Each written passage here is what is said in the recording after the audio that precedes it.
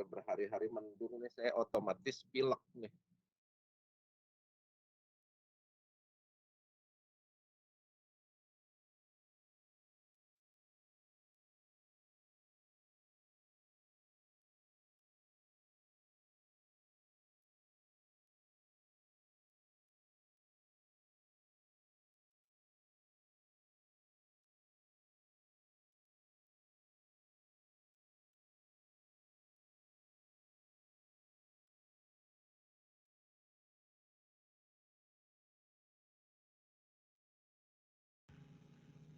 Tiga ratusan ya Pak Satrio peserta.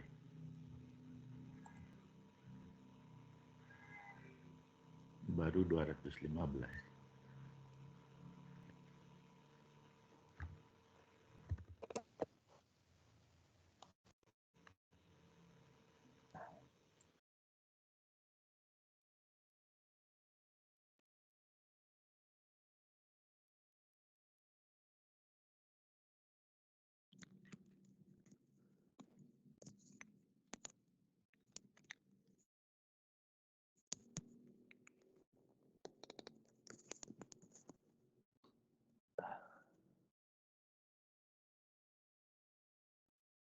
Kita tunggu sampai jam berapa?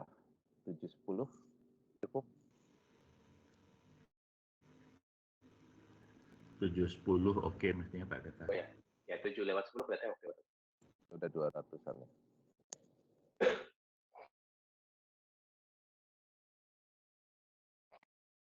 Nah.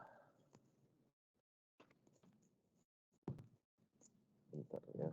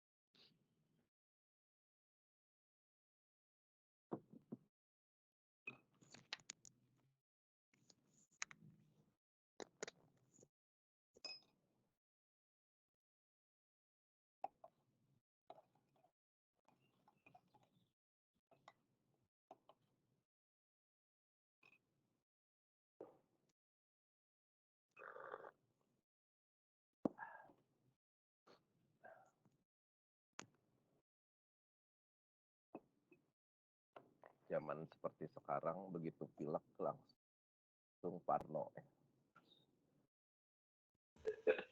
Langsung swab. Iya, Pak. Betul. Padahal gara-garanya kemarin tuh pas lari hujan kan. Tanggung banget baru mulai lari terus hujan gitu. Lari hujan-hujanan jadi. Hujan-hujanan. Pulang-pulang langsung bersin-bersin. Langsung harus antigen ya. Parah deh.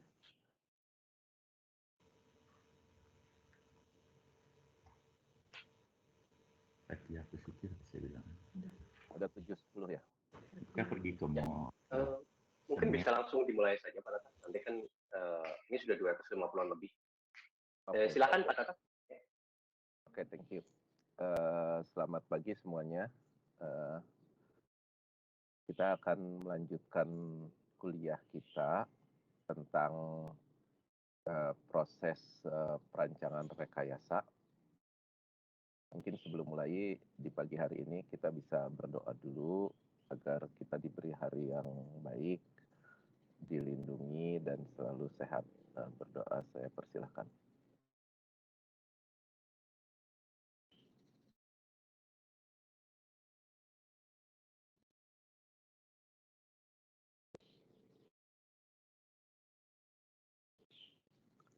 Oke, baik. Saya sekarang akan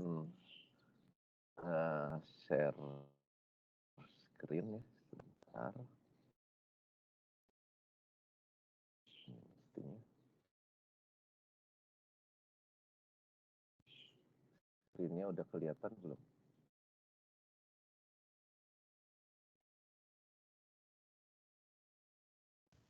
Sudah sekarang udah. Ya, oke, baik. Bentar ya, saya set dulu.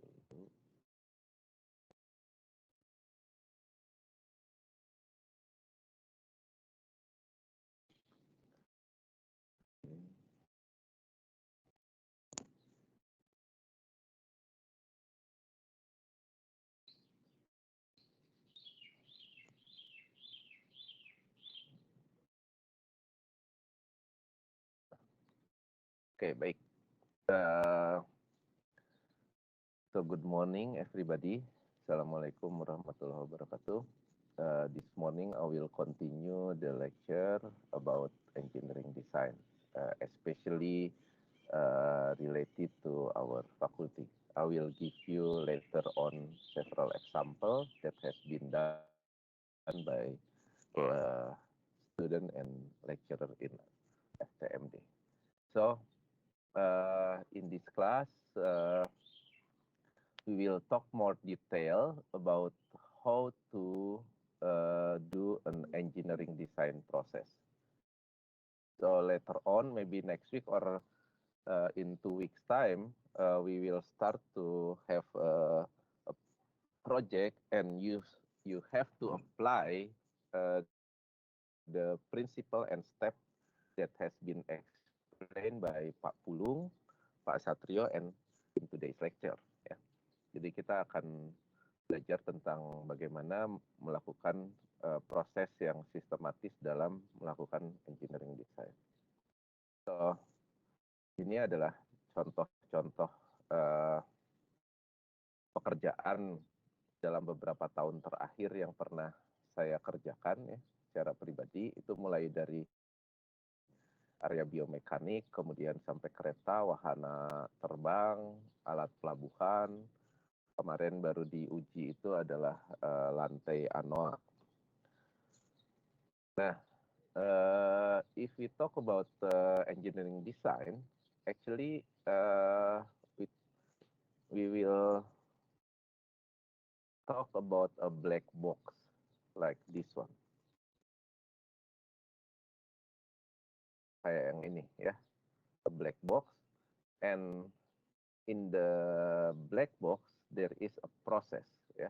Prosesnya tuh kadang-kadang harus iterasi nih ya, harus muter-muter begini. Ini gambarnya terlalu sederhana sebetulnya. Ini muter-muter beberapa kali sampai akhirnya kita memperoleh hasil desainnya. Nah, kita biasanya mulai dari kebutuhan desain sini ya, design requirement, dan kita keluar dengan engineering design result. Ya. And the result is not unique ya. Kita bisa keluar dengan berbagai hasil desain. Kesuksesan sebuah desain adalah pada saat dia bisa dipakai dengan efektif. Nah, dalam proses ini, dalam proses mendesain ini ada dua hal yang kita perlukan. Yang pertama adalah proses desainnya sendiri ya. Ini adalah langkah-langkahnya mulai dari membangun specification sampai tes, dan kita perlu memiliki ilmu dan teknologi pada saat kita memastikan bahwa proses desain ini dilakukan dengan benar. Di sini ada material, mekanika, thermodynamics, electronics, software control, manufacture, economy, etc. So this is basically what you will do in the next couple of weeks, until the end of the semester. You will go through either yellow path or blue path or brown path. So there are challenges in engineering design. So this is not a single decision. It is a network of decision. And since it is a network of decision, usually it involves teamwork. And outcome only clear at the end of the process, because we will do many iterations. We do looping, go back and forth like that. And not all alternatives are available. We need to generate alternative. Not all information is available. We need to generate information. Datanya nggak cukup biasanya. Kita harus memasukkan asumsi-asumsi kita.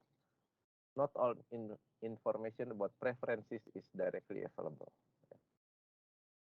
Resources always limited.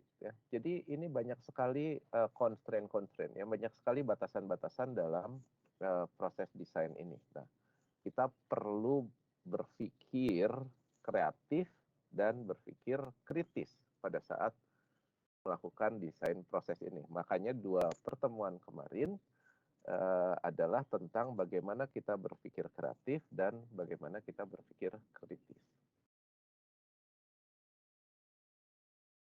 So there is a design thinking process. Ini dikembangkan oleh Stanford Design School. Ada 5 step. Ini ada 5 step. Pertama, empathize. This is when we define the problem, actually, what is needed, actually. So we do interview, shadowing, try to understand the needs of the customer, and we do not judge that this is bad or good. Just listen, empathize. And then after that, we define. This is to clarify the task. Until at the end of define, we get the specific problem. This is usually the design requirement and objectives. After that, we start to ideate. We do a brainstorming, share ideas, all ideas are worthy, etc. And then we do prioritize. We try to create several solutions. After we get the concept and detailed design, then we do a prototype and then testing. So this is basically the steps of design thinking. So in this problem, in the process of design thinking, there is always a compromise. There is no one best solution. For example, if we talk about aircraft design, aerodynamic people say that this is basically a flying wing, kayak gini, sayapnya harus bagus, sangat aerodinamik dan seterusnya. Dia hanya berpikir tentang aerodinamika. Begitu bicara tentang daya dorong orang mesin propulsi, turbin, maka dia bilang ini yang penting bisa didorong. Mesinnya yang gede aja, sayap nggak penting. Kita bisa terbang hanya dengan engine aja mendorong. Maka jadinya seperti ini. Orang struktur bilang ini harus kokoh dan kuat, nggak boleh goyang-goyang.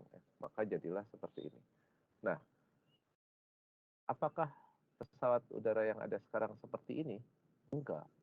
Yang ada adalah gabungan dan kompromi dari semua ini. Jadi, in this class, you will have to talk with your friend, compromise, open mind, willing to accept, willing to contribute, and willing to work together. This is very important exercise. If you are so dominant, then nobody will work with you, and later on you will be in trouble. So in the design process, basically there are double diamond design process. The first, when we have a problem, then we have to start to define what problem are we solving, and then we do exploration. In this process, basically this is a divergent process, ya. Kita mengembangkan masalahnya,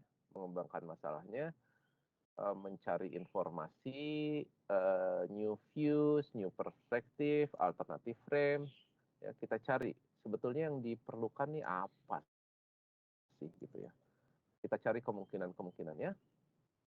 Kemudian sesudah kita dapat semua informasi itu, kemudian mulai kita pikirkan, kita fokus, ya.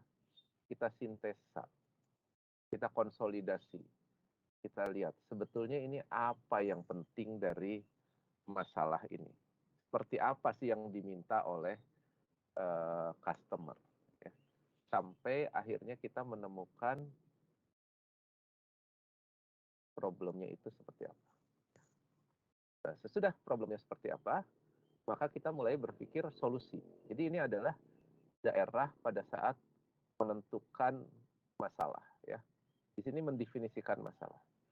And then in this part we talk about how to solve the problem. This is defining the problem. This is how to solve the problem. Nah, di sini lagi-lagi divergen lagi. Kita brainstorm, memasukkan semua ide-ide. Oh, ini bisa diginikan, bisa digitukan, ya. Bisa menggunakan A, bisa menggunakan B, dan seterusnya. Nah, sesudah itu kita mulai memilah-milah, ya, sampai akhirnya kita dapat specific solution, dan akhirnya kita dapatlah desain itu. Sudah kita dapat, kemudian kita buat, gitu ya. Jadi ini adalah proses mendesain itu, ya. Jadi creative thinking, critical thinking, creative thinking, critical thinking, ya. Something like that. Ini contohnya nih. Ini contohnya, coba kita lihat, ya. Kelihatan, kedengeran, ya.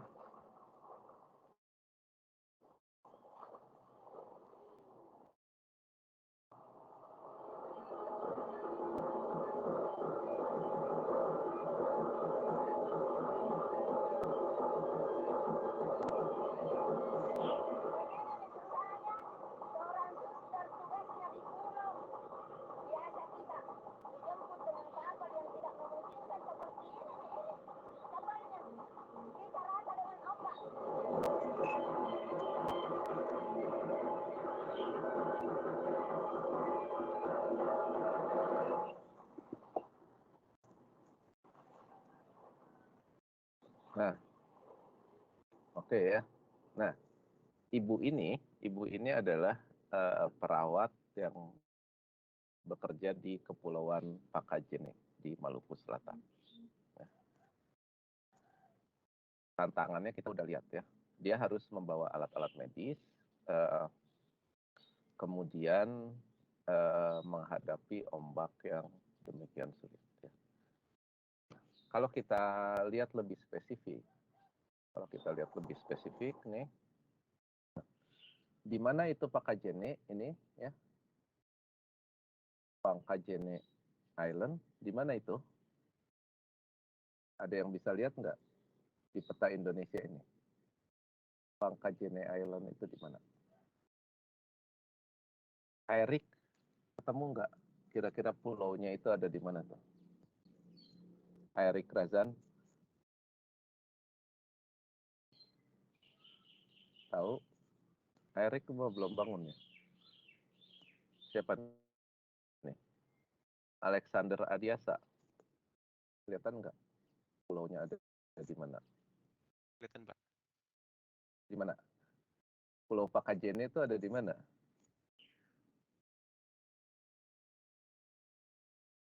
di Maluku Selatan. Oh, Maluku Selatan mana itu Pakajen nih?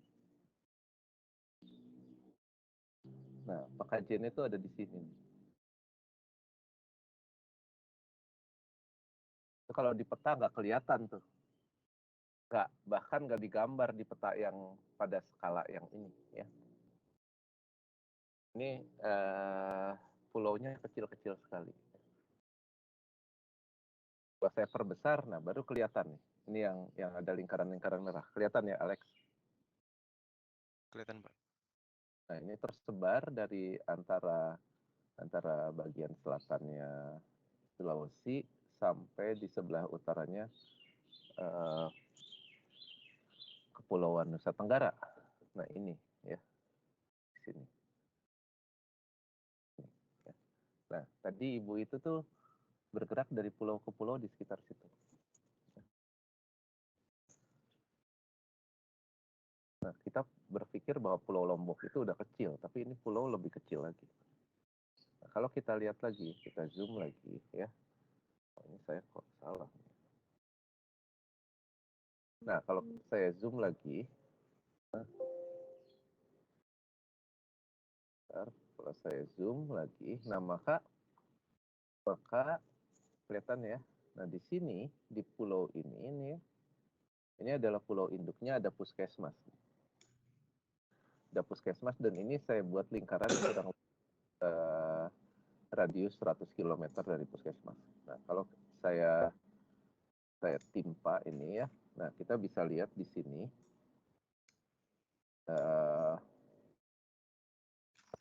ini ya.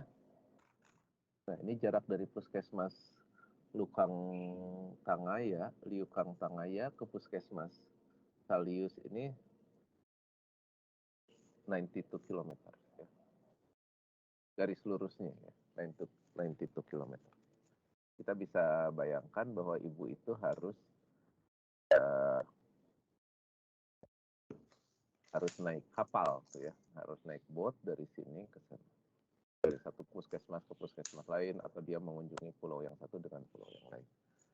Nah, then the question is that can we provide a solution of this problem? Siapa yang mau punya usul? Bilal, apakah ada usul kita bisa bikin apa ya untuk membantu ibu itu? Kalau mungkin yang saya pikirkan itu Pak, semacam kayak sistemnya itu seperti tali yang bisa dihubungkan tapi mungkin nggak berbentuk tali juga Pak, mungkin kayak sebuah, kalau kereta kan rel gitu Pak, ini pakai tali. Nah dengan tali itu si perahu bisa jalan menggunakan tali itu, tapi caranya lebih stabil gitu Pak. Jadi kan kalau tadi kan dia kena ombak, terus dia itu juga bisa rata dengan air. Berarti kan dia kadang-kadang bisa naik, kadang turun di levelnya air. Nah ini bisa lebih terpandu gitu Pak. Ya, oke. Berarti kita akan menarik kabel kira-kira 100 km gitu ya? Kalau secara garis lurus mungkin nggak bakal kuat, mungkin dijadiin kayak dibagi jadi 5 sektor gitu Pak. Itu kan 5 sektor. Ya, ada pulau-pulau antaranya ya. 20 km ya? Kurang lebih sih Pak. Ya, kita harus membuat membangun tali dari Bogor ke Cibinong lah kira-kira ya. Atau dari Bandung ke Padalarang. Itu ya kira-kira ya solusinya. Oke, bagus. Kita coba tanya ke siapa nih? Lutfia Takia. Anda punya usulan lain?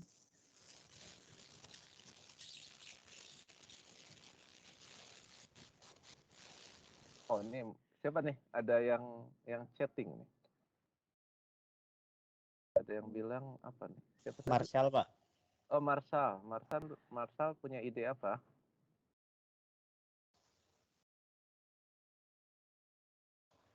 Marshall.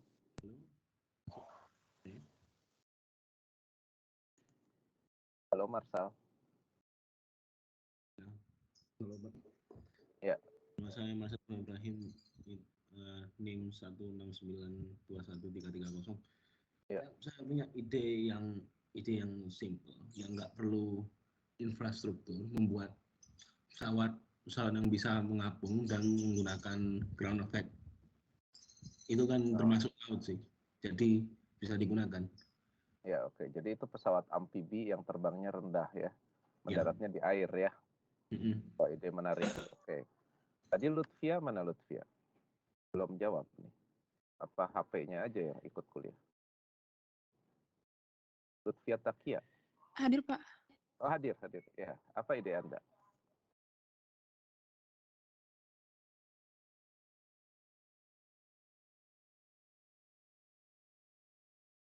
Maaf, Pak. Pertanyaannya apa ya, Pak? Oh, pertanyaannya apa? Pertanyaannya adalah, Anda tadi lihat videonya nggak tentang suster apung tadi? Lihat cuman agak tadi keputus-putus gitu, Pak. Soalnya internetnya lagi nggak stabil. Ya, jadi itu siapa? Suster itu ya, Ibu siapa namanya? Saya lupa. Jadi dia itu bertugas dari pulau ke pulau di Pakajene, Kepulauan Pakajene di selatan Pulau Sulawesi, antara Pulau Sulawesi dengan Nusa Tenggara. Nah, dia naik kapal kan, dari satu pulau ke pulau lain, membawa alat-alat medis atau merawat orang, begitu ya. Nah, kemudian kita ingin mengusulkan alternatif solusi. Atau kita mendefinisikan masalah. Pada titik ini belum alternatif solusi ya. Kita mendefinisikan masalah, kira-kira sebetulnya masalahnya tuh apa sih ya yang perlu kita lakukan untuk membantu si ibu itu.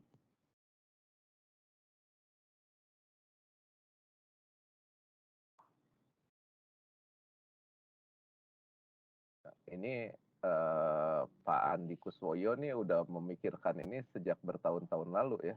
Jadi bukan hanya omong kosong ya.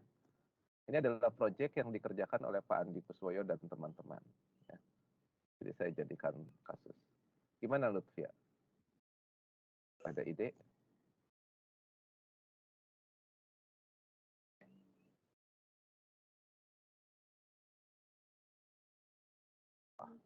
Sambungannya putus ya, tepat pada waktunya. Pada saat ditanya kemudian putus. Oke, nah ini salah satu yang kemudian muncul di kami ya adalah kita membuat cargo drone. Ini adalah desain cargo drone yang didesain oleh Pak Andi Kuswoyo, Pak Oni, Bu Anissa dan teman-teman ya. Jadi kita membuat sesuatu yang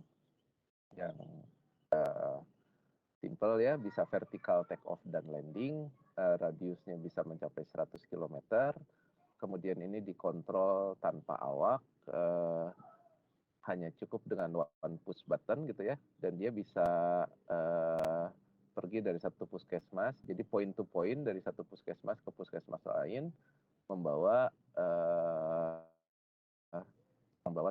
supply medis. Ya, ini contoh kasusnya ya dan solusinya. Ya, ini kira-kira.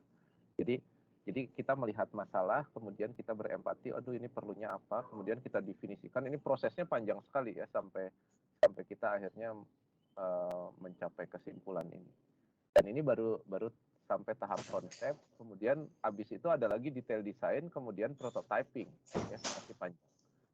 Ini kira-kiranya. Jadi pada saat kita melakukan engineering design proses, kita mulai dari define the problem, generate alternative concept, evaluate and select solution, kemudian detail the design, kemudian pertahankan itu sampai disepakati manufacture and testing, evaluation, sampai design report. Nah, proses ini semua ada proses kembalinya nih, looping semua ya. Bisa loopingnya sampai atas kalau salah definisikan atau pada tahap-tahap sebelumnya. Jadi ini adalah proses yang ruwet ya. Nah, ada banyak cara untuk melakukan engineering design ini.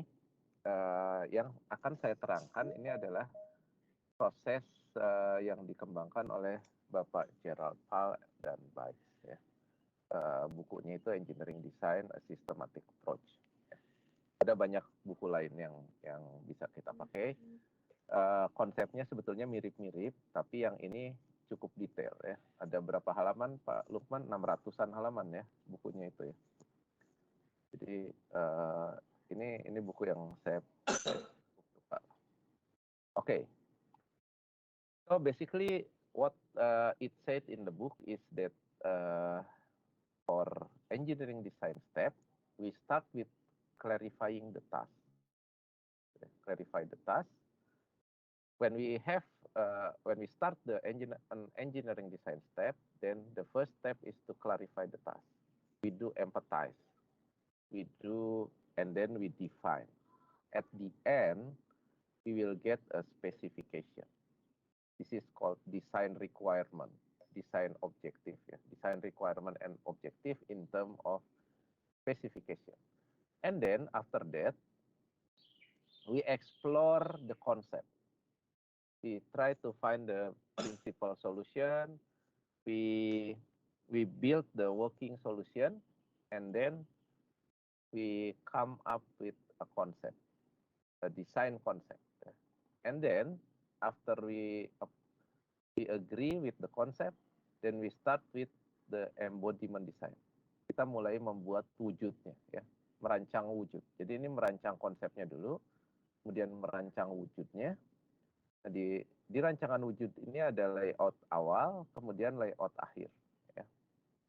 Kemudian sesudah itu detail design. Detail design ini sampai ada dokumen yang bisa kita gunakan untuk memproduksi.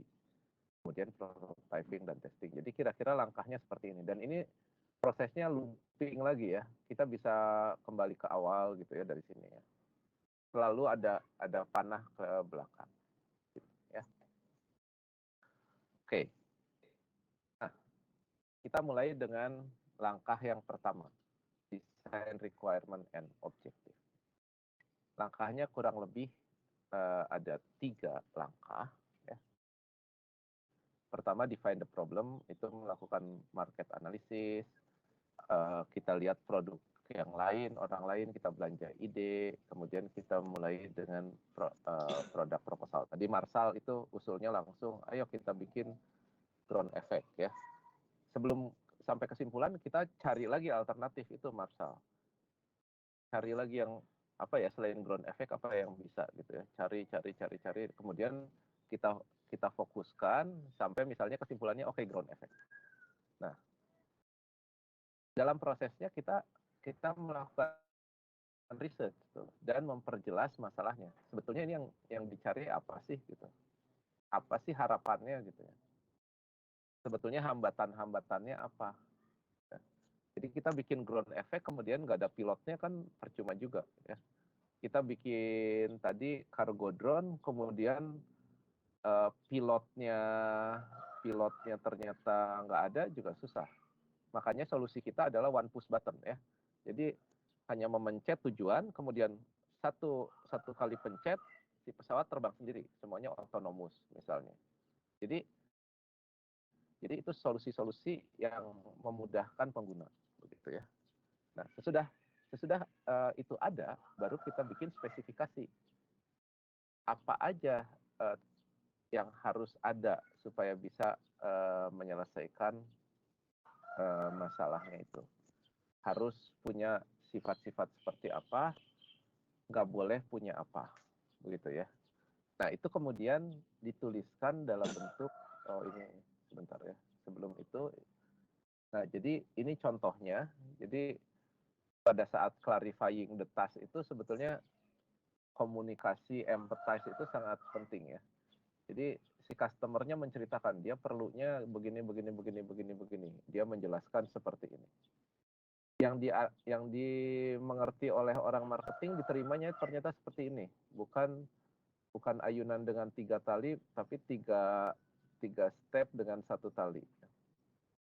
Kemudian pada saat membuat desain, si engineer-nya bilang, wah ini nggak bisa nih kayak gini. Dibuatlah seperti ini. Kemudian dari gambar ini orang yang membuatnya bilang, oh ini salah nih katanya. Dibuatlah seperti ini. Ya.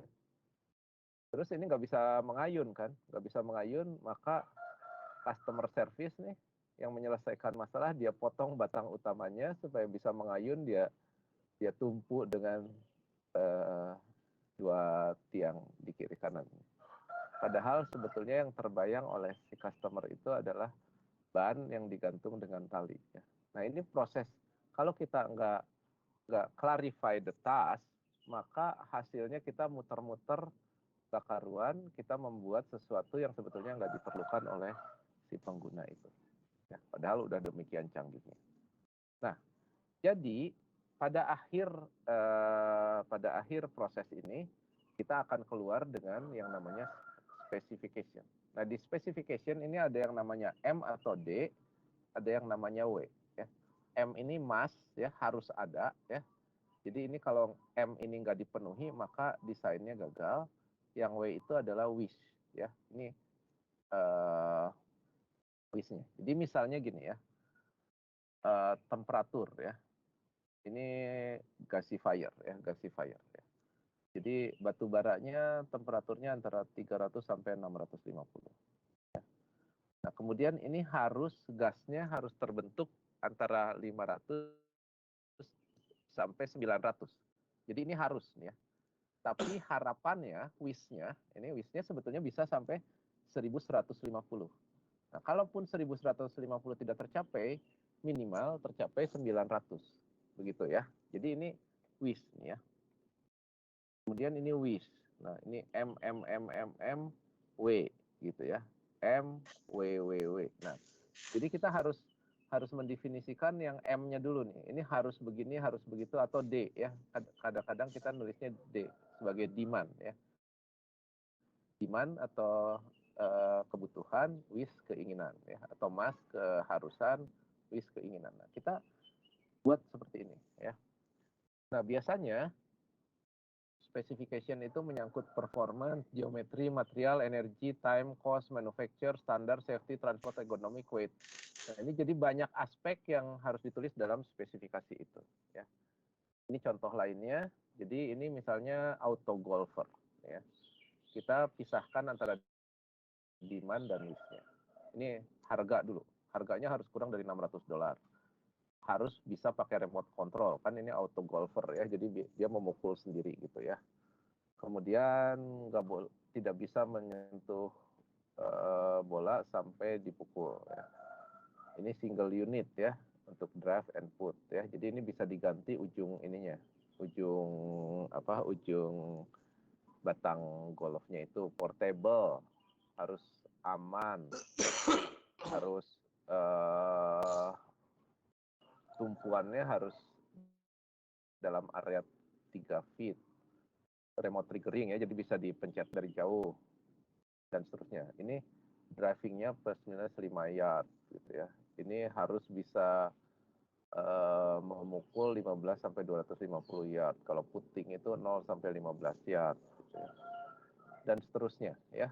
Nah, kemudian mulailah mendefinisikan geometri, cost, waktunya harus siap dalam 14 minggu dan seterusnya dan seterusnya. Inilah contoh dari requirement dan objektif itu, spesifikasi itu ya. Dan seterusnya. Ini panjang. Proses inilah yang kalau ini nggak didefinisikan dengan betul, maka kita melakukan desain yang salah. Ya. Nah, sesudah itu kita mulai dengan when we finish with the design specification, then we start to ideate ya. Kita divergent lagi ya. Tadi kan mulai dari problemnya, kemudian divergen, kemudian kita konvergen menemukan spesifikasi desain ya. Sekarang kita divergen lagi. Mencari solusinya ya. Cari solusinya, kemudian konvergen lagi. Select the best solution sampai kita dapat conceptual design. Langkahnya seperti ini ya. Jadi abstract to identify an essential problem, establish function structure, search for working principle, combine working principle into working structure, select suitable combination, terus jadi varian-varian desain, terus kemudian melakukan evaluasi. Nah, ini adalah langkah-langkah yang harus kita lakukan ya. Coba kita lihat ya. Ini saya lewat aja. Nah, jadi mula-mula ini kita mendefinisikan fungsi keseluruhannya. Di sini pasti ada aliran energinya, aliran material, dan aliran sinyal atau kontrolnya. Kemudian dari fungsi keseluruhan ini kita bagi-bagi menjadi beberapa subfungsi. Misalnya ini adalah tadi ya, kita mau bikin wahana terbang yang bisa mengangkut suplai medis misalnya. Energinya apa? Energinya saya mau baterai, atau saya mau baterai dan fuel ya, atau apapun. Materialnya saya mau buat dari komposit, atau saya nggak peduli materialnya apa, tapi maksimum beratnya sekian ya. Kontrolnya ini ketinggian terbangnya sekian meter, dan itu harus bisa range komunikasinya sampai lebih dari 100 km misalnya, dan seterusnya ya. Kemudian kita bagi-bagilah menjadi sub-function. Sub-functionnya itu misalnya ini sumber energinya apa, kemudian strukturnya bagaimana, propellernya seperti apa, tadi vertical take off dan landing, kontrolnya bagaimana. Ini dibuat sub functionnya itu ya, fungsi-fungsi yang menjadi anaknya. Kemudian kita cari alternatif solusi dari setiap sub function ini. Kemudian kita gabung-gabungkan alternatif solusinya itu sampai kita menemukan alternatif varian solusinya. Ini contohnya. Contohnya misalnya ini ada 4 subfungsi. Ini untuk menaruh energi, untuk force cycle, ini sinyal, merubah sinyal, kemudian mendisplay time. Ya. Ini contoh apa aja ya. Nah, kemudian menyimpan energi itu bisa energi potensial, bisa pegas, bisa menggunakan baterai, bisa menggunakan panel surya. Ya. Kemudian ini force-nya bisa pendulum modelnya, bisa oscillating crystal, bisa pegas torsi gini ya, muter gini. Kemudian sinyalnya bisa beberapa macam, display time-nya bisa analog digital. Nah, dari sini kemudian kita nanti cari varian-variannya. Ini contoh di mechanical misalnya ya. Salah satu subfungsinya adalah kita perlu ini menghubungkan antara flap dengan wingbox misalnya ya. Nah, di sini perlu ada engsel. Nah, engselnya ini ya, engselnya definisinya ini jaraknya 5 cm dan area untuk mengencangkannya 25 kali 9. Maka solusinya bisa macam-macam. Bisa solid block dengan holes, bisa yang di machining, bisa welded structure, bisa di forging, bisa apa aja ya. Nah, ini baru satu komponen ya, alternatifnya. Ini alternatif dari proses manufakturnya. Ya. Nah, kita pada saat menentukan alternatif solution, kita explore semua kemungkinan yang ada. Ya. Jadi kita kembali ke yang ini misalnya, yang tadi ini ada alternatif solutionnya untuk setiap sub-function. Kemudian langkah berikutnya adalah kita gabung-gabungkan. Misalnya saya mau store energinya pakai potensial, kemudian force cycle-nya pendulum, change sinyalnya pakai meter ini, kemudian display-nya analog. Maka kita akan dapat alternatif desain pertama. Kemudian yang ini pakai baterai, pakai torsion ini, pakai stroke magnet, kita dapat alternatif yang ketiga. Atau yang ini, saya mau pakai solar panel, pakai oscillating crystal, pakai ini, keluarlah alternatif desain. Nah, kemudian nanti alternatif desain inilah yang kita adu, ya, kita adu desainnya sampai kita dapat akhirnya konsep yang kita pilih. Ini contohnya nih ya, contoh yang sederhana. I would like to convert the rotation here in electric motor to be a reciprocating movement in vertical direction of a table. Ini ada rotasi di sini, kemudian saya harus menggerak-gerakkan ini naik turun. Apa solusinya? Ini misalnya ya, saya yang sederhana aja ya. Saya harus merubah gerak putar tadi elektrik motor menjadi gerak bolak-balik. Ini ada dua alternatif, misalnya dengan cam follower atau crankshaft ya, Morse engkol. Kemudian mengubah gerak bolak-balik yang arahnya horizontal menjadi gerak yang vertikal. Ini ada bisa pakai engsel, bisa pakai pivot slot, roller ram, spring atau pivot spring ya. Kemudian saya gabung-gabungkan ya. Ini adalah cam follower dengan engsel tetap jadi desain A. Crankshaft dengan pivot slot desain B. Crankshaft dengan roller ram dan spring desain C. Crankshaft dengan pivot spring desain D gitu ya. Kemudian kita coba wujudkan. Nah, ini ya. Jadi ini cam follower ya berputar. Nah, ini ada springnya. Nah, ini maka batang ini akan bergerak ke atas ke bawah gitu ya. Ke atas ke bawah. Kemudian ini ada pin di sini, maka batang yang ini akan bergeraknya begini atau begini ya. Jadi ini bergerak ke atas ke bawah, kemudian disambungkan dengan batang ini, maka meja ini akan bergerak ke atas ke bawah. Gini, ya. Memenuhi fungsi yang diminta. Desain B itu poros engkol. Jadi saya taruh aja pin di sini. Kalau ini berputar, maka batang ini akan bergerak maju mundur ke sana gitu ya. Di sini ada pivot, kemudian di sini ada dua pin ini. Jadi dia pada saat bergerak ke sana dia turun begini, pada saat ini berputar ke bawah dia akan bergerak ke atas. Ini kemudian naik turun. Ya. Desain yang lain. Nah, ini masih crankshaft, tapi untuk naik turunnya kita gunakan rem ini ya. Jadi pada saat bergerak ke sana ini menggelinding ke bawah, ininya turun, pada saat ini ke bawah sana dia posisinya akan berubah. Jadi di sini naik turun, ini tabelnya ke sana ya. Saya nggak mau pakai pin ini, maka keluarlah desain D ini ya.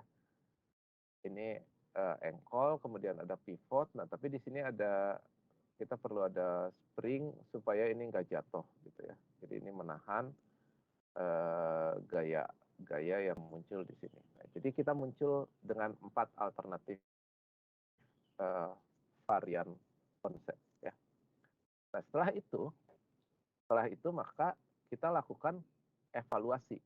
Evaluasinya biasanya kita bikin kriteria evaluasi mulai dari function, reliability, serviceability, design service life, maintenance ability, manufacturability, efficiency, up to price ya. Kemudian kita kasih nilai ya. Di sini bisa juga kita kasih bobot gitu ya, tergantung ya. Nah, kita kasih nilainya mau skalanya 1 sampai 10 kah, 1 sampai 4, 1 sampai 5, Anda bisa putuskan sendiri. Nah, dari sini kita bisa lihat bahwa desain B ini kira-kira yang muncul sebagai pemenang gitu ya. Maka konsep dari desain B itulah yang kita pilih. Jadi kita buat kriterianya, alternatifnya, kemudian nanti kita dapat nilai skornya. Gitu ya. Ini langkah alternatif.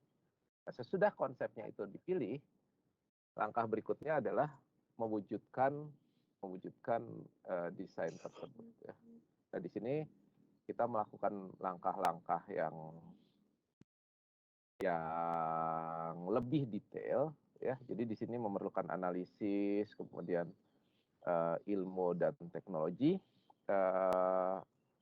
knowledge about materials, mechanisms, thermodynamics, fluid mechanics, etc., electronics, control ya. And then we draw until we get a defined layout. Ya. This is the step ya. We start with concept, chosen concept ya, and then we develop preliminary layout, and then select best preliminary layout, refine and evaluate. We get a preliminary layout. And then eliminate weak spot, checks for error and cost, prepare preliminary part list, and then we get definite layout. You see that here I put an arrow which is going down like this. Actually, there will be many iterative process here. Ya, kita akan banyak sekali bolak-balik di sini. Kita membuat layoutnya, kemudian kita udah pilih ternyata nggak bisa, balik lagi dan seterusnya ya. Jadi ini akan sangat kompleks, banyak interdependent activities ya. Keputusan satu departemen akan berdampak kepada departemen lainnya.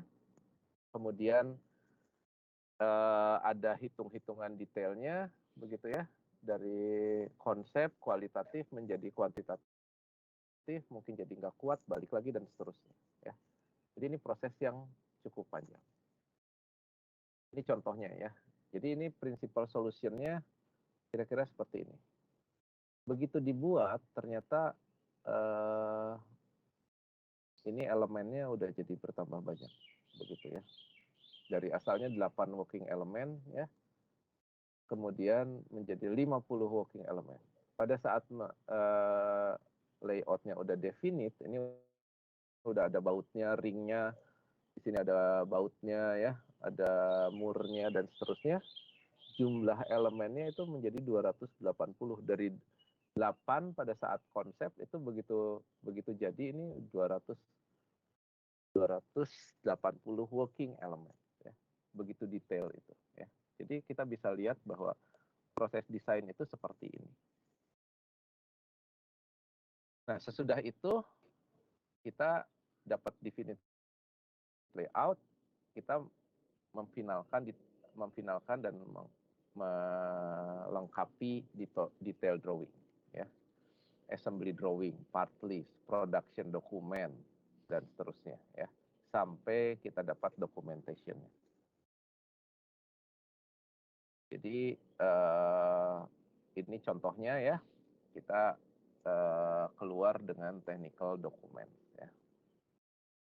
Technical document itu misalnya kalau untuk pesawat itu kurang lebih akan menghasilkan technical document itu yang kalau ditumpuk akan memenuhi kamar yang ukurannya mungkin 3 meter kali 4 meter dengan tinggi 4 meter, nah itu penuh dengan dokumen teknis untuk sebuah pesawat. Bisa jadi itu nggak cukup. Ya. Ditambah satu ruangan lagi khusus untuk gambar-gambarnya. Jadi bisa kita bayangkan bahwa proses desain itu bisa mulai dari yang sangat sederhana sampai yang kompleks dan penuh dengan hitung-hitungan. Nah, that is why this semester you start to learn how to draw. Ya. Karena kalian nanti akan harus bisa menggambar yang seperti ini. Dan gambar ini sebetulnya adalah media komunikasi kita, ya. Jadi ini setiap angka dan panah dan simbol-simbol yang ada di sini, ini memiliki arti tertentu, ya. Nanti Anda akan belajar. Dan ini yang namanya plus minus itu juga dampaknya bisa besar. Ini bicara tentang angka penting nih ya. 6 kali 60,000 derajat. Jadi ini nolnya 3 di belakang ini. Yang ini 912 plus minus 0,003. Jadi Anda bisa bayangkan ini angka penting di belakang komanya itu sampai 3 angka di belakang koma. Ini adalah komponen yang sangat presisi. Oke, sampai sini ada yang mau tanya dulu nggak? Sudah hampir 1 jam saya bicara. Nanti saya akan bicara kasus sesudah ini. Jadi kalau kita kembali ke atas ya, sebagai resume, kita pada saat kita melakukan desain proses itu kita mulai dengan clarifying the task, outputnya adalah specification, and then conceptual design, outputnya adalah desain konsep, embodiment design, outputnya adalah preliminary layout dan definite layout, kemudian detail design, outputnya adalah documentation. Next, when you do the project, you will submit a report which will include all of this 1, 2, 3, 4, 5 ya, begitu ya Pak Satrio kan? Ya, tentu saja proyeknya nggak sangat kompleks, tapi semua langkah ini harus terjadi begitu ya, betul? Oke, any question?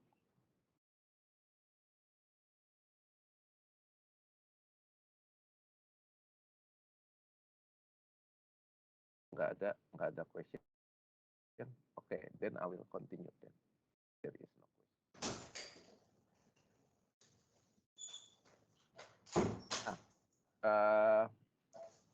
Before I start with several example, I will do some comparison between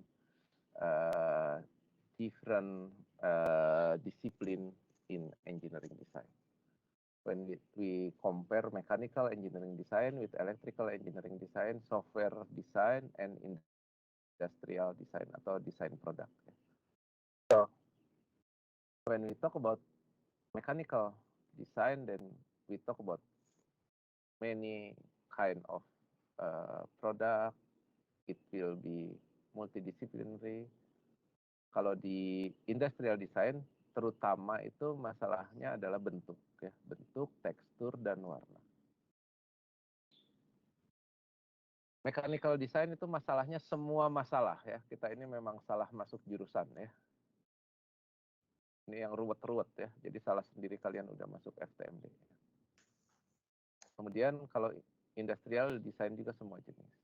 Hubungan fungsi dengan bentuk itu overlapping, ya. Jadi bentuk itu menyesuaikan dengan fungsi, tapi fungsi juga menyesuaikan dengan bentuk, gitu ya. Jadi ini akan overlapping. Product design itu terutama bicara tentang bentuk, mendominasi fungsinya. Ya. Kemudian diuraikan menjadi komponen atau sub function sampai komponen, sangat terkait satu sama lain. Ya. Yang electrical dan software saya biarkan aja seperti itu. Kompleksitas bahasa Indonesia, bahasa Inggris, bahasa gambar, bahasa hitung-hitungan gitu ya. Kemudian ini konsep fisiknya ya, misalnya 3D view atau exploded view gitu ya. Nah, atau prototypingnya. Nah, industrial itu biasanya gambar dan fisiknya aja. Grafiknya, gambarnya itu 2 dimensi, 3 dimensi, dan potongan-potongan. Ya. Nah, metode desainnya ya sekarang sudah mulai ada ya, metode desainnya. Salah satunya yang kita diskusikan hari ini. Nah, jadi kalau saya fokus ke mechanical dengan desain produk, nah ini kita bicara tentang yang ini, ya. Jadi kita bicara sesuatu yang luar biasa kompleks ya. We talk about bentuk, komposisi, fungsi, teknologi, material, kemudian dan sebagainya. Ya. Kemudian jenis masalahnya, pemilihan problemnya, ya, konfigurasi dan seterusnya, gitu ya. Kemudian sub problemnya saling terkait satu dengan lainnya, gitu ya. Nah, ini contoh bahasanya ya. Jadi bahasa Indonesia atau bahasa Inggrisnya adalah sebuah baut. Sebuah baut. Tapi ini masih sangat umum. Ya. Bentuknya seperti apa? Kira-kira seperti ini. Kemudian muternya kemana, kita gunakan aturan tangan kanan begini. Ya. Bentuk fisiknya ini belum ada. Kemudian kalau kita lebih detail, ini baut yang pendek. Ya. Jadi ini panjangnya sekian. Kemudian ini udah ada ukuran panjang dari ulirnya. Ya. Ini diameter dari silindernya. Ya. Kemudian baut ini harus menahan tegangan geser sebesar tau. Ya, harus tahan. Kemudian lebih detail lagi, nah maka ini adalah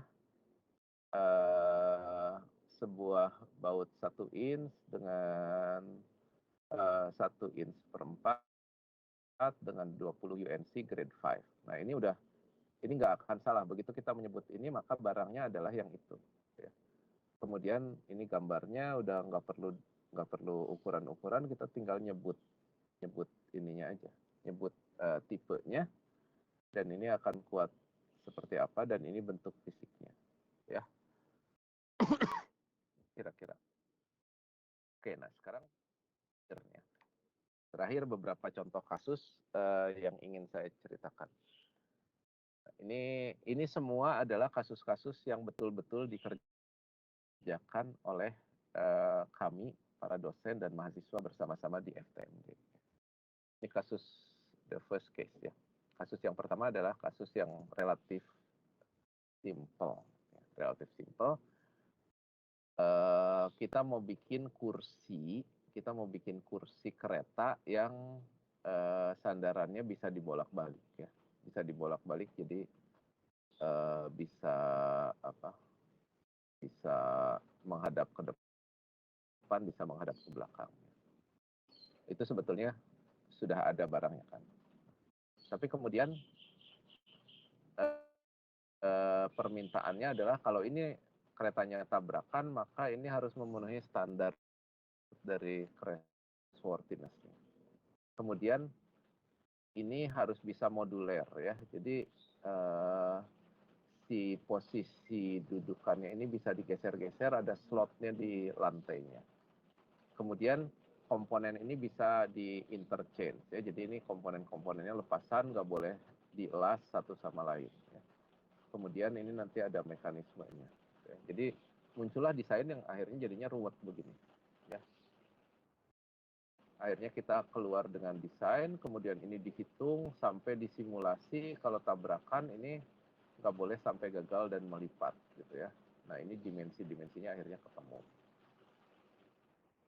Nah kemudian sesudah fungsinya ketemu, maka teman-teman dari industrial design masuk nih. Oh ya, supaya cantik gimana? Ini warnanya seperti ini gitu ya. Ini kasih fairing plastik nih ditutupnya ya, untuk menutupi mekanismenya begitu ya. Di sini kasih plat penutup dan seterusnya. Nah ini adalah bagian dari industrial design. Jadi mechanical design-nya itu ada di sini, industrial design-nya di sini. Ya. Kemudian jadinya seperti apa ya? Jadinya seperti ini. Ya.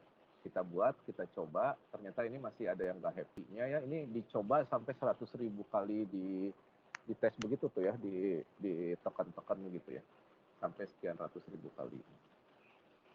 Ini sampai selesai kita mulai. Nah, another project ya, this is very interesting project. Kita sudah mengerjakannya selama 10 tahun lebih ya Pak Andi ya. Sekarang mungkin tahun ke-11 atau tahun ke-12 nih. Ya 2010 lah ya. 10 ya, dari IDEA sampai sekarang ini ya. Jadi problemnya adalah bahwa di Indonesia itu banyak sekali pengendara motor. Nah, pengendara motor itu berkontribusi pada 80% traffic accident. Ya. Nah, sehari di RSHS bisa 3 kali operasi amputasi karena kecelakaan itu ya. Sehari 3 kali di RSHS. Se-Indonesia hitung aja berapa kali. Dan mereka adalah sebagian besar yang punya motor itu artinya nggak akan mampu beli artificial limb seperti ini ya, kaki tiruan yang mahal seperti ini ratusan juta nih harganya ya. Motornya dijual pun nggak akan bisa membeli yang ini. Maka kemudian kami berinisiatif untuk membuat Bluetooth buatan dengan harga yang terjangkau. Ya. Kami sudah membuat desainnya, prototipenya sudah diuji dan sudah sudah dipatenkan ya. Ini aplikasinya tahun 2015 dan grantednya tahun 2020 ya. Jadi sekarang sudah granted. Nah, yang menarik adalah pada saat kita mendefinisikan masalah, when we define the problem, then the user itu minta supaya ini bisa dipakai sila dan bisa dipakai sholat. Nah, sementara desain-desain buatan Jerman begitu ya, yang ratusan juta segala macam ini nggak ada fungsi untuk bisa dipakai sila itu. Semuanya hanya bisa dipakai jalan dan berdiri. Nah, maka kita membuat desain yang lain namanya rotation device ini. Jadi ini bisa berputar sedemikian rupa sehingga bisa cross leg. Nah, kemudian bekerja samalah kita dengan Mbak Rahma Fauziah ini, orang desain industri. Ya. Nah, kita bisa lihat bahwa desain kita itu bisa dipakai untuk cross leg. Ini contohnya ya. Jadi ini adalah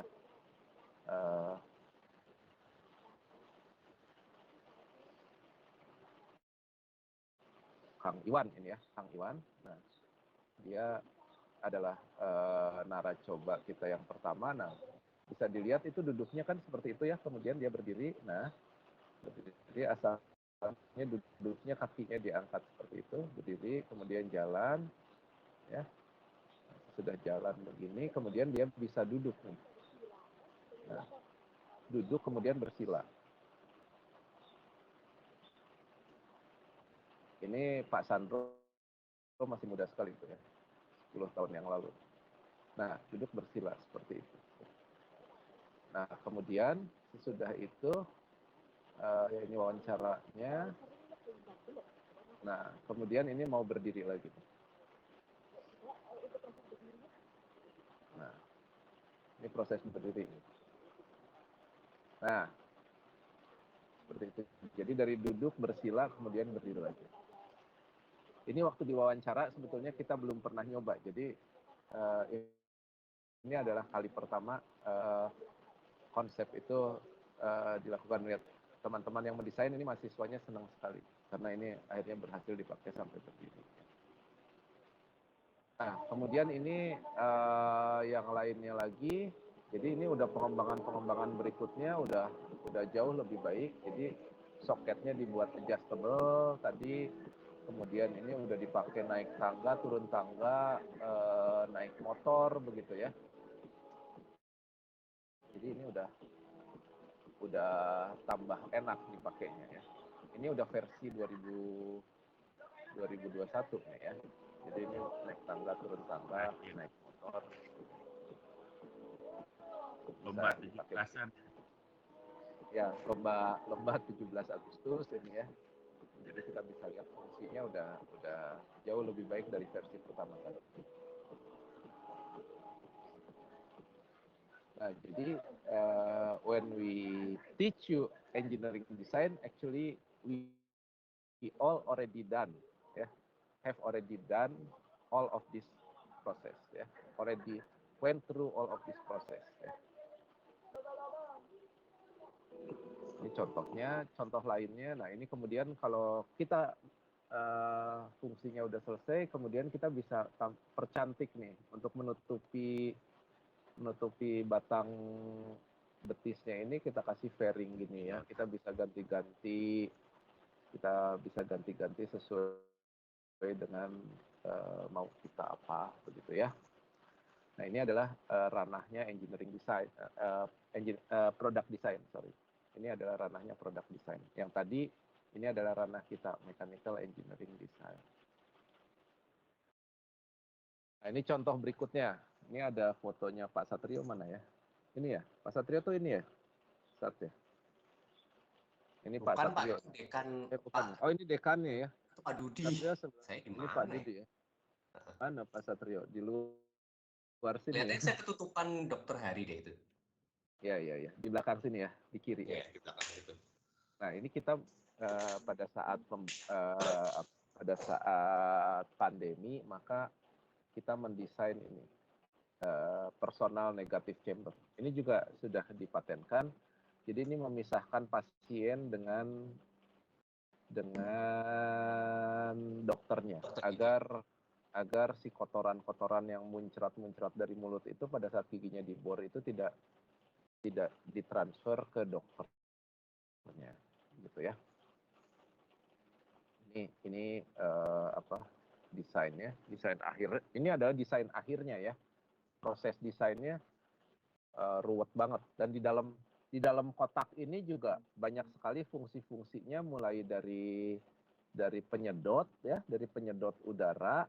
Nah, ini kita bisa lihat bahwa hubnya ya, mahkota penyedotnya ini didesain oleh ahli aerodinamik nih ya. Kemudian kita pakai material yang khusus supaya ringan. Ini ada lengannya. Kemudian kita harus memilih motornya. Kemudian di sini ada UV filter, ada HEPA filter, kemudian ada liquid disinfektan ya. Kemudian kita bicara tentang noise di sini. Kemudian ada displaynya ya. Displaynya harus sederhana dan seterusnya. Ini kita kerjakan beberapa bulan selama pandemi. Remote control juga ya? Ya, remote control ya, remote control. Nah, kemudian ini contoh yang lainnya lagi, ventilator. Ini mungkin saya tidak tahu Anda sudah mendengar atau tidak. Ini adalah misi yang tidak mungkin ya. Bulan Maret 2020 pada saat awal pandemi, kemudian kita membuat yang namanya ventilator Indonesia. Ya. Ventilator Indonesia ini dikerjakan oleh tim dari ITB dibantu oleh dokter-dokter dari RSHS dan disupport dengan kuat oleh tim crowdfunding Salman. Ini adalah Pak Sarif, pemimpin proyeknya.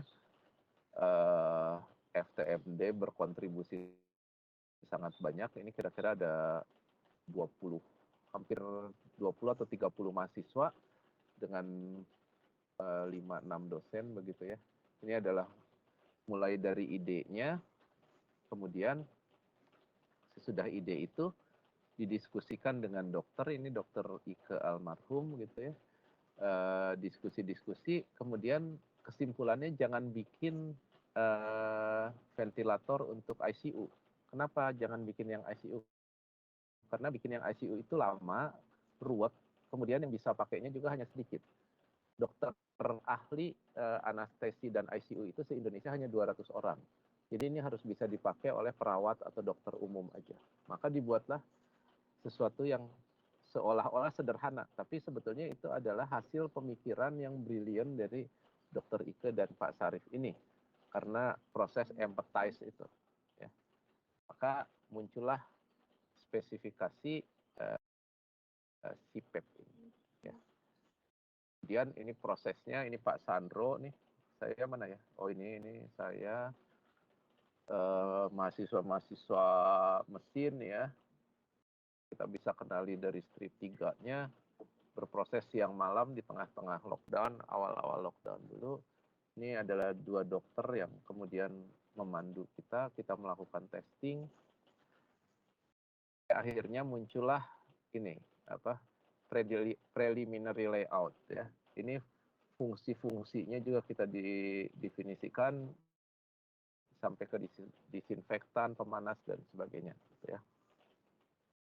Nah, kita bisa lihat bahwa prosesnya itu berkembang dari proof of concept ya dengan layout yang seadanya, kemudian prototipe pertama, prototipe versi 1, kedua, ketiga, ini terus. Ini jadi bahkan sampai sekarang masih berkembang ininya product development ya. Kita bisa lihat seperti ini. Nah, ini akhirnya sampai diproduksi begitu ya. Ada sekian paten. Ini waktu diuji dibawa ke Jakarta di tengah-tengah pandemi itu, diuji di BVFK sampai lulus uji ya. Nah, kita bisa lihat bahwa ini adalah proses yang sangat cepat. Inisiasinya 23 Maret, kemudian bulan Juli itu udah diproduksi 900 buah sampai dikirim. Jadi hanya Maret, April, Mei, Juni, Juli 4 bulan saja. Ya. Dalam 1 bulan itu desainnya sudah lulus uji. Nah ini jadi ini adalah proses yang very stressful di sini nih sampai sini. Ya. Ini sudah di-deliver begitu ya, dicoba di pasien,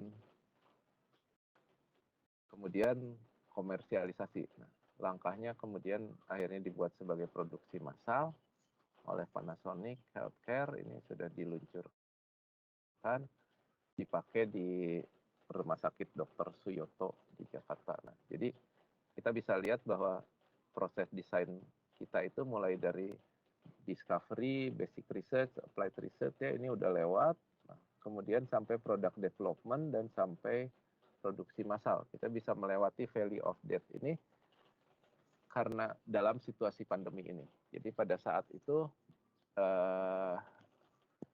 daripada kita mati sambil tidak berbuat apa-apa ya kalau harus mati saja gitu ya. Tapi kita lakukan apa yang bisa kita kerjakan. Akhirnya sekarang sudah diproduksi oleh Panasonic. Ini produksi akhirnya ya, versi terakhirnya seperti ini. Kita bisa lihat proses development-nya demikian kompleks dan panjang. Dan ini pendukungnya ya, mulai kita bisa lihat banyak sekali pihak yang terlibat. Kemudian donaturnya ada hampir 2.000 donatur gitu ya, yang besar dan yang kecil. Kemudian terkumpul dalam 3 bulan itu 12 miliar dan disebarkan di seluruh Indonesia. Nah ini kira-kira ilustrasi desain yang sudah kita lakukan ya, dari tadi mulai dari cargo drone, kemudian dentin, kursi kereta, lutut prostetik sampai ventilator ini. Semuanya melalui proses-proses engineering design yang tadi saya sampaikan. Itu kira-kira ya yang untuk kuliah hari ini. Silakan kalau ada yang mau bertanya.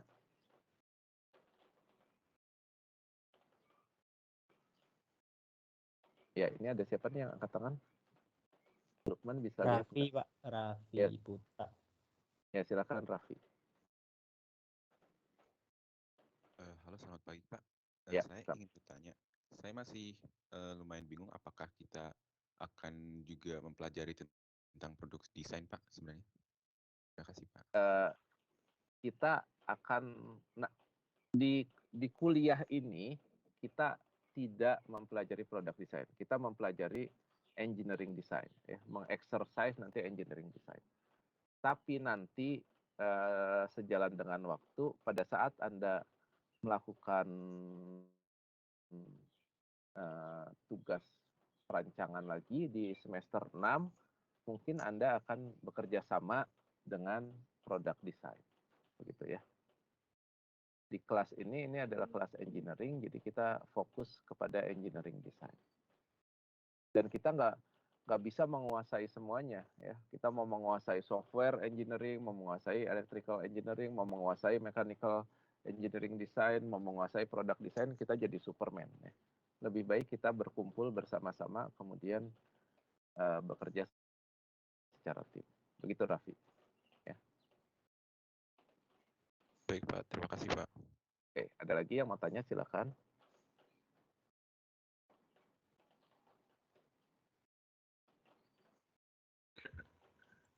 Saya boleh nambahkan sedikit Pak Tata. Ya, silakan. Silakan. Raffi dan yang lain, barangkali ini kan kuliah desain pertama kalian ya. Di cerita Pak Tata mungkin yang sebelum-sebelumnya juga tuh memberikan gambaran juga buat Pak, sampai pada saatnya nanti kita tidak bisa bekerja sendiri. We need others. Ya kalau contoh yang leg prostetik tadi, kalau telanjang itu kan kelihatannya juga kurang nyaman, kurang enak dilihat gitu ya.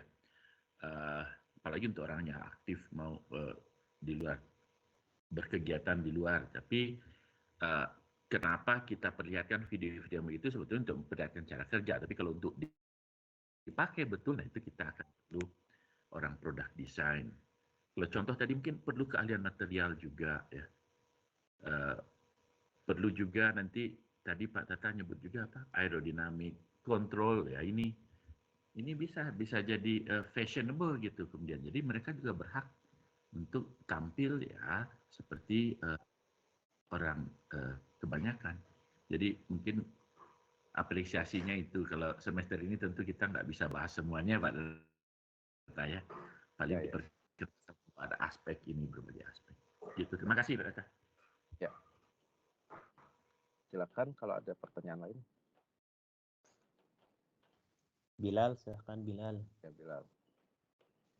Ya Pak, terima kasih kesempatannya Pak. Saya mau tanya, kalau misalnya saat kita melakukan desain gitu ya Pak ya, kita melakukan desain, engineering design gitu, itu yang kita lakukan itu apakah yang detailnya itu hanya sampai misal ya Pak ya, misal kayak dalam mobil gitu Pak, mobil itu kan yang paling kelihatan dari luarnya itu kan dari bodinya, terus mesinnya mungkin gitu Pak. Nah itu yang didesain itu cukup yang dari luar itu saja atau sampai detail-detail kayak bautnya, terus sambungannya gimana gitu Pak.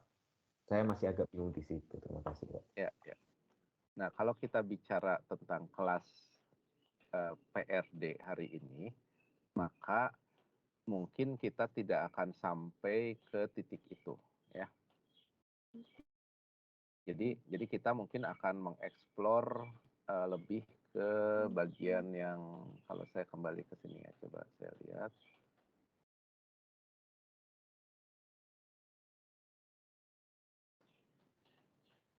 Nah, ya kalau kita di sini maka kita mungkin akan lebih banyak di bagian yang ini ya, spesifikasi dan konsep.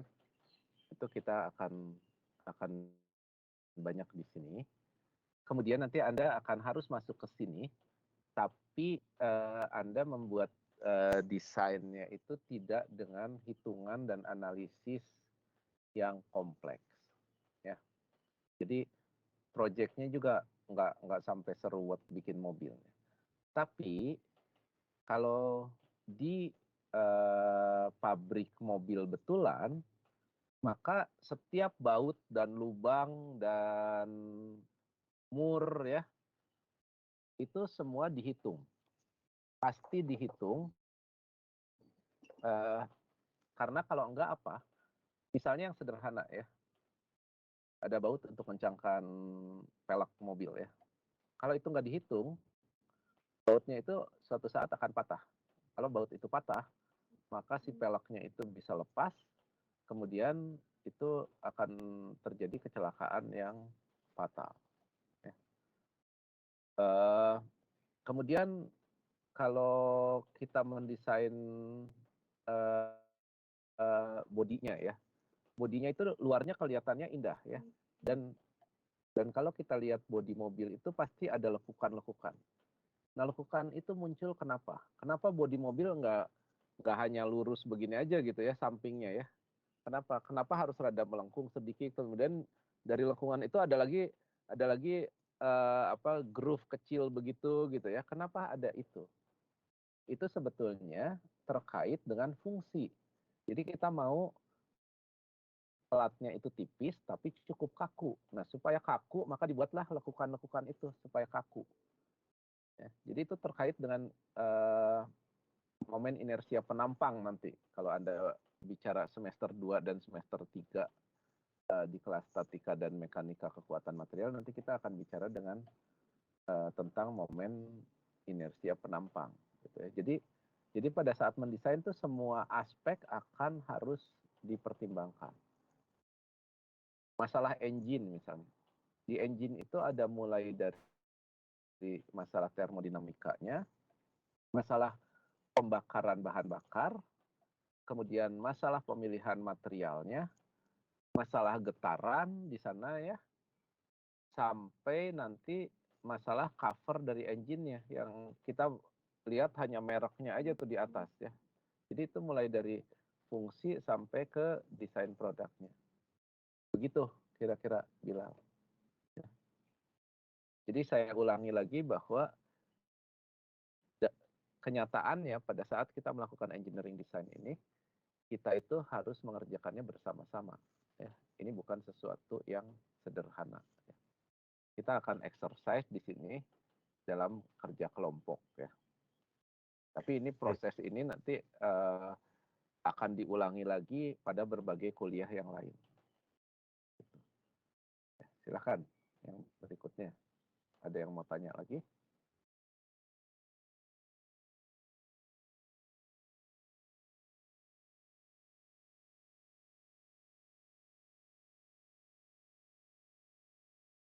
Any other question?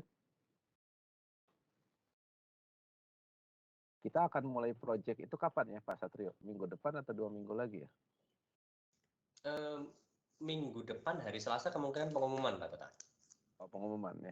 Ya. Jadi ini praktis semua konsepnya kita sudah sampaikan ya, udah hampir semuanya. Nanti tinggal kalian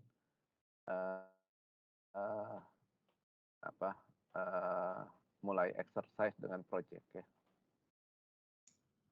Jadi, jadi kita bisa lihat bahwa pada saat mendesain itu ini adalah sesuatu yang kompleks ya.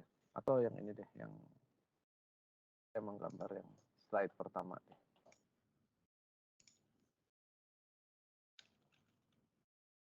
Nah ini ya.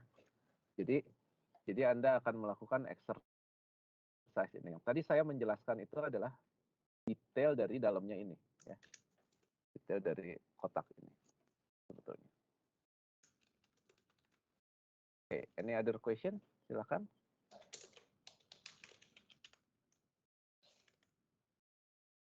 Jadi tadi apa saja langkahnya? Langkah pertama, langkah-langkah yang harus kita lakukan. Mbak Marcella Rahma Aisyah.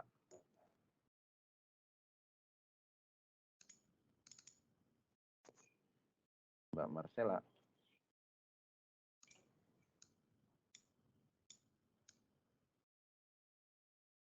Marcella nggak ada. Muhammad Husni Mubarok. Ada nggak? Ada Pak. Oh, ada ya. Tadi ada berapa langkah yang utama dalam proses engineering design ini?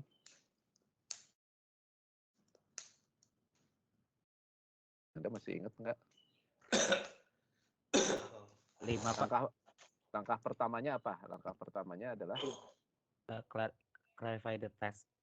Ya, itu jadi mendefinisikan tugasnya itu apa, dan output dari clarifying the task itu adalah Spesifikasi ya. Jadi itu langkah yang pertama sekali harus kita lakukan adalah membuat spesifikasi. Spesifikasi itu didapat dengan melakukan apa?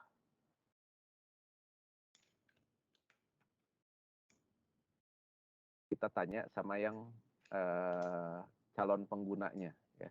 Kita cek pasarnya gitu ya. Intinya kita melakukan survei kebutuhan gitu ya untuk membuat spesifikasi itu gitu ya. Langkah berikutnya sesudah spesifikasi ini siapa nih? Saya mau panggil Hafiz. Hafiz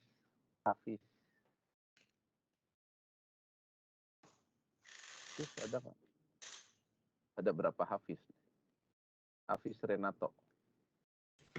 Ada Pak. Sesudah kita dapat spesifikasi, langkah berikutnya apa?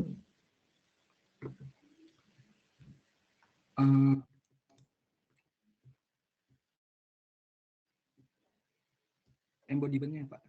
Oh belum, sebelum embodiment. Sebelum embodiment kita cari solusinya. Ya, perancangan konsep itu namanya ya. Kita harus menemukan konsep desainnya. Konsep desainnya itu adalah dengan mencari fungsi utamanya ya, fungsi keseluruhan, kemudian fungsi keseluruhannya itu kita bagi-bagi menjadi subfungsi, kemudian subfungsinya itu kita cari alternatif solusinya, gitu ya. Kemudian alternatif solusi itu kita gabung-gabung menjadi varian-varian desain, ya. Desain A, desain B, desain C. Kemudian kita evaluasi, gitu ya. Kita evaluasi sehingga akhirnya kita dapat desain konsepnya, gitu ya. Kemudian sesudah konsep itu apa ya? Siapa nih? Jessica. Oh, Jessica ada 2 nih. Jessica aja nih ya. Jessica. Iya, halo Pak. Ya, sesudah konsep itu sudah dapat konsep. Detail desainnya Pak. Oh, sebelum detail desain. Sesudah konsep kita melakukan perancangan wujud, embodiment design ya. Perancangan wujudnya. Nah, perancangan wujudnya itu akan meliputi interaksi antar subfungsinya, kemudian layout awal, kemudian nanti ada dimensi-dimensinya ya. Ini kuat atau enggak, pemilihan material di sana. Kita pastikan fungsinya itu akan dapat berjalan dengan baik gitu ya. Kemudian nanti kita akan dapat layout awal dan layout yang akhirnya. Ya, itu perancangan wujud ya. Jadi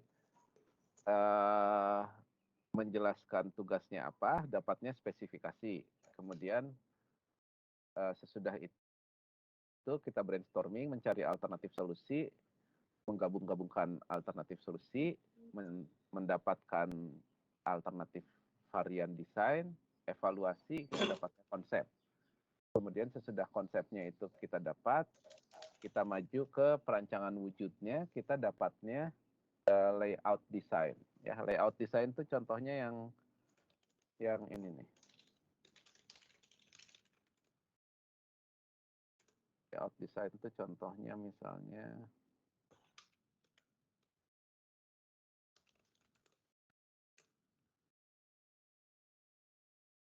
nah ini ya. Jadi ini adalah contoh layoutnya itu. Sesudah kita mendefinisikan ini fungsi ini untuk apa, ini untuk apa. Kemudian di sini ada pompanya untuk apa, ada controllernya, kemudian kita bikin layout. Ya. Oke, sesudah kita dapat definite layout, kemudian apa? Irsan Timothy. Irsan, sudah itu. Ya, Pak. Ya. Sesudah kita dapat layout yang akhirnya, apa yang kita lakukan?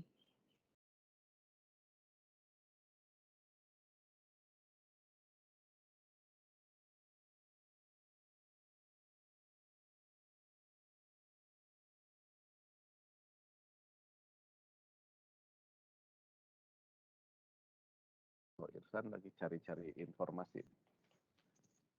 Siapa yang mau bantu Irsan?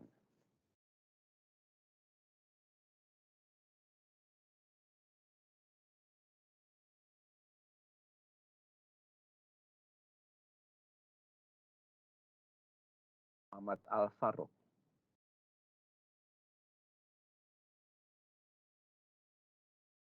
Ya, Pak. Ya, sesudah kita dapat layout akhirnya, kemudian sesudah itu apa? Kita evaluasi bukan, Pak? Bukan. Kita sudah dapat layout akhirnya, kita lakukan detail design. Detail design itu berarti membuat gambar tekniknya, membuat perancangan proses manufakturnya, transportnya, packaging, dan sebagainya, sampai itu bisa berwujud dan berfungsi dengan betul. Ya. Oke. Jadi Coba kita lihat lagi ya langkah-langkahnya.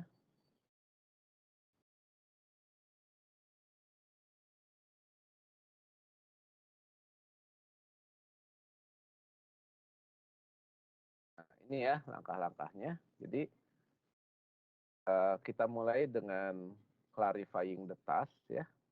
Itu kita bicara dengan pengguna, calon pengguna, kira-kira masalahnya apa, sampai kita memperoleh spesifikasi produk ya. Kemudian conceptual design itu menyangkut alternatif solusinya dan evaluasinya sampai kita dapat konsepnya, kemudian perancangan wujudnya, ada layout awal, layout akhir, detail design nanti keluarnya dengan technical dokumennya. Sesudah itu bikin ya. Kalian di kelas ini akan bikin ya, Pak Satrio ya? Sampai bikin kan? Betul Pak, sampai bikin. Ya. Sampai testing juga ya? Ya. Jadi kalian akan melakukan semua langkah ini nih, dari tugasnya sampai testingnya. Ya. Proses-prosesnya seharusnya untuk tahun ini akan dinilai juga Pak Tata. Ya, ya. Nah, jadi bagaimana Anda melakukan brainstormingnya gitu ya, itu perlu ada recordnya gitu ya. Kemudian jadi siapa mengusulkan apa itu nanti semuanya akan tercatat dan terekam gitu ya. Jadi kalau ada penumpang gelap gitu yang kerjanya hanya main-main gitar aja, sementara teman-temannya mikir gitu ya, nanti nilainya ya nilai main gitarnya itu gitu ya. Oh ya, saya adalah tim pendukung back sound supaya bisa berpikir dengan jernih gitu ya. Tugasnya adalah main gitar gitu ya, direkord di situ. Gitu ya. Jadi bisa aja begitu ya. Kadang-kadang kita perlu relax juga ya. Tapi yang penting tugasnya harus selesai. Ya. Silakan, ada yang mau tanya lagi nggak tentang langkah-langkah ini?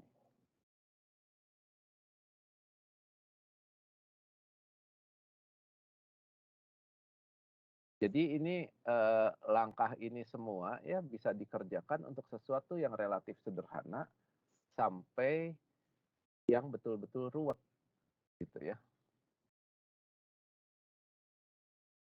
Jadi ini mulai mendesain apa misalnya mendesain gelas yang kemarin ya. Dudukan gelas ya Pak Satrio itu ya. Dudukan tempat kopi ya kemarin ya. Kemarin tuh ya dudukan tempat kopi Pak Tata. Ya. Ya, sampai bicara tentang pesawat terbang, bicara tentang mobil, bicara tentang apa, ini langkahnya kurang lebihnya seperti ini. Hanya kalau desainnya relatif sederhana, maka kompleksitas dari desainnya itu lebih rendah lah kira-kira. Tapi langkah berpikirnya dan langkah mencari informasi, mencari idenya sebetulnya sama. Oke, baik. Ada lagi yang mau tanya? Silakan.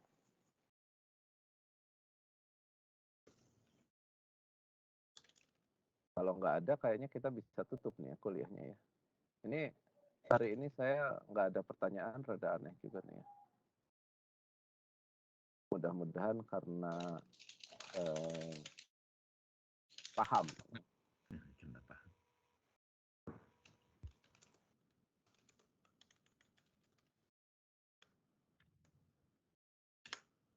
Oke, ini question. Kalau enggak, saya kembalikan ke Pak Satrio ya. Sudah 8.43. Silakan, Pak Satrio. Ya, terima kasih banyak Pak Tata. Oke, jadi untuk seluruh mahasiswa itu adalah materi terkait dengan engineering design, ya, proses bagaimana melakukan desain yang baik dan benar sudah diutarakan oleh Pak Tata hari ini. Oke, untuk minggu depan ini masih belum pasti antara hari Senin atau hari Selasa karena ini masih menunggu konfirmasi dari Pak Prananda dari desain produk. Itu kuliahnya akan dijadikan satu, ya, dijadikan satu lagi. Ini kuliah terkait dengan desain, tetapi yang akan memberikan materi adalah dosen dari desain produk Pak Prananda L. Malasan, ya. itu opsinya adalah di hari Senin atau di hari Selasa kuliahnya. Nah, nanti setelah mendapatkan konfirmasi, kami akan memberikan link meetingnya ke kalian. Oke. Nah, di hari lainnya, di mana Pak Prananda tidak memberikan kuliah, itu kami akan menggunakannya untuk mengumumkan proyek pertama. Jadi nanti proyek pertama akan diumumkan minggu depan, bisa Senin atau Selasa, tergantung dari kelasnya Pak Prananda di hari apa, seperti itu. Ya, jadi tolong nanti kalian sering-sering mengecek EduNext kelas masing-masing dan juga sering-sering mengecek mailing list ya terkait dengan undangan kuliah tersebut, seperti itu. Oke, terima kasih banyak Pak Tata yang sudah memberikan materi hari ini. Terima kasih banyak juga untuk seluruh dosen yang sudah menghadiri kuliah hari ini. Terima kasih banyak juga untuk seluruh mahasiswa yang sudah mendengarkan. Kelihatannya kuliah hari ini saya tutup sampai di sini. Terima kasih banyak semuanya. Terima kasih Pak Satrio, Pak Tata. Terima kasih Pak Tata. Terima kasih. Baik, terima kasih. Terima kasih Pak. Terima kasih Pak. Terima kasih Pak. Terima kasih Pak.